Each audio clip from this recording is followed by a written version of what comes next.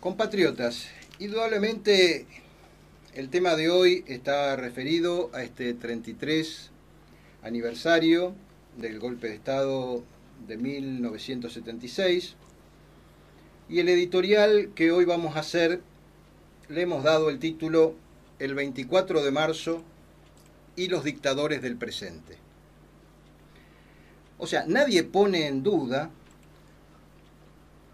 en cuanto a que el régimen vigente de 1976 a 1983 fue una dictadura.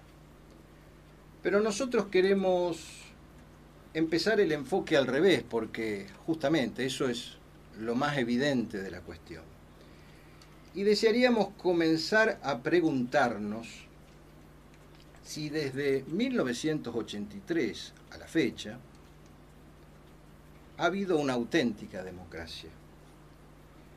Yo quiero hacer una aclaración, una breve aclaración sobre los conceptos que voy a exponer, respecto de que mi actuación o mi lucha durante los tiempos del gobierno militar fue pública y está perfectamente documentada. Yo en esos tiempos tuve el honor de ser secretario general de la Juventud Peronista de la capital federal e integrante de las Juventudes Políticas Argentinas.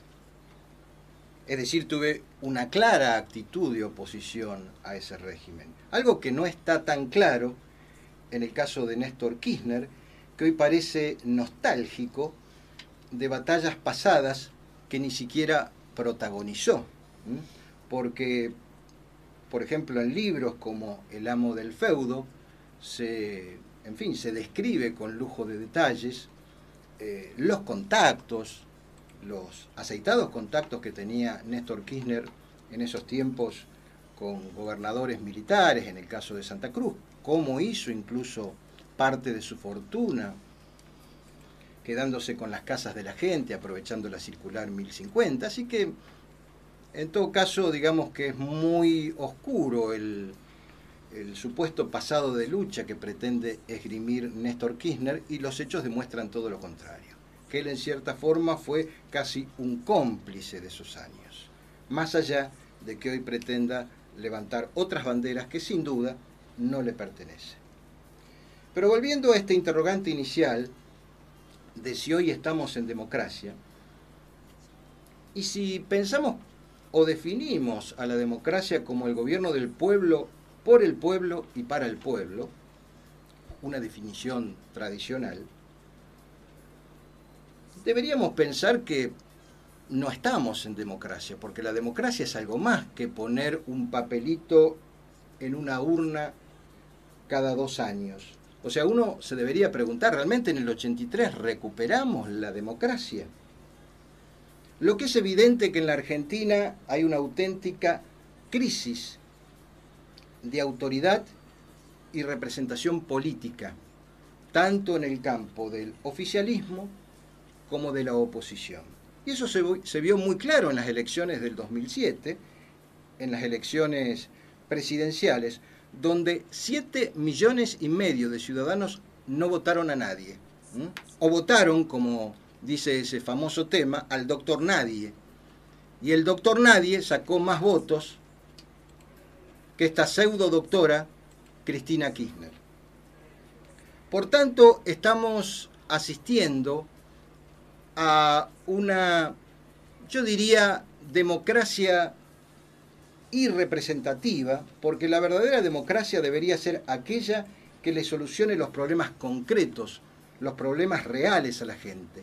Y vivimos esta farsa, inmersos en la corrupción, en la incapacidad, en el clientelismo político, viendo este tren fantasma de estos 20 o 30 políticos que aparecen en todos los programas, porque también los medios de comunicación son cómplices e invitan a los incapaces de siempre. Y mientras tanto, se persigue, se proscribe o se hostiga a los que no piensan de esa manera.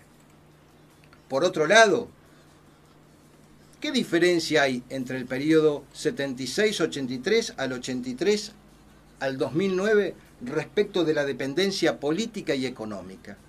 ¿Acaso cuando terminó el régimen militar, el nuevo presidente Raúl Alfonsín no lo trajo a Previs, que fue el que después del golpe del 55 nos metió nuevamente en el Fondo Monetario Internacional, no creció también todo el endeudamiento externo de la Argentina como en esos tiempos. No hubo ni siquiera grandes obras, no se solucionaron problemas esenciales, ni justicia social, ni seguridad. E incluso después de todo este circo que hizo este gobierno kirchnerista, ahora nos enteramos que van a volver a pedirles fondos, valga la redundancia, al Fondo Monetario Internacional. Y debemos en deuda externa mucho más plata que después de este famoso pago que hubo, que parecía que nos había dejado prácticamente con una cuestión solucionada a los argentinos. Y todo bajo el signo de la corrupción. Y los profetas del odio, que en realidad fueron incluso cómplices de aquella época, porque tal como lo describe en su libro Quienes derrocaron a Isabel Perón, su último ministro de Defensa, Dehesa, él habla de muchos personajes peronistas, entre comillas, o dirigentes peronistas que fueron cómplices del golpe militar, y hoy que hablan y se llenan la boca con la palabra democracia. Y desde esos profetas del odio se ha instalado esta falsa dialéctica de civiles versus militares.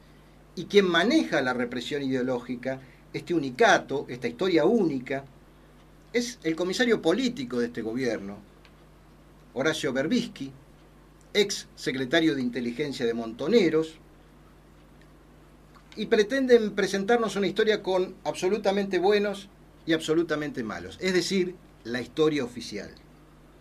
Como la historia oficial que se vio en estas 5 películas que deberían haberse pasado en Hollywood, que pasaron anoche en el Congreso. Hay ataques a quienes piensan diferentes, por ejemplo, a las víctimas, a los que son familiares de las víctimas del terrorismo, se los ataca en sus actos en Plaza San Martín. Es indudable que, amén de hechos que pueden ser reales, acá ha habido una cuestión muy concreta, que las Fuerzas Armadas de la Nación triunfaron en la lucha contra la subversión, pero perdieron indudablemente la batalla informativa y mediática.